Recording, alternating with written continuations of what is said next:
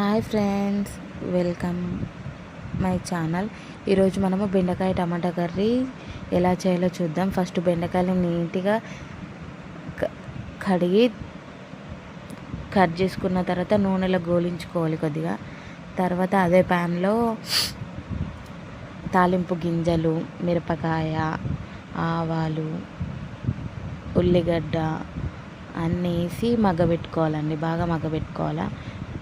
తర్వాత మనము దీంట్లో ఫస్ట్ బెండకాయని అలాగే వేయకుండా కొంచెం స్టార్టింగ్లో నేను చూపించాను కదా వీడియోలో, అట్లా కొద్దిగా పెనం పైన నూనెలో గొలిచుకుంటే టేస్ట్ బాగుంటుందండి.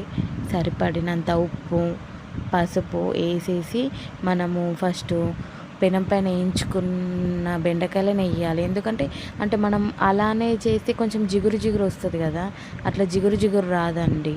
టమాటాలు వేసేసి మగ్గబెట్టుకొని తగినంత కారం, తగినంత ధనియాల పౌడర్, అంటే ధనియా పౌడర్, కొందరు నువ్వుల పొడి, పల్లీల పొడి కూడా వేసుకుంటారండి. కానీ ఇలా చేస్తే ఇంకా టేస్ట్ బాగుంటుంది. మనకు జిగురు జిగురు రాకుండా ఉండాలంటే ఫస్ట్ మనము బెండకాయలని మంచిగా కడిగేసి తుడిచేసుకొని కొంచెం వేయించుకోవాలి పెనం పైన. అయితే మనకు జిగురు జిగురుగా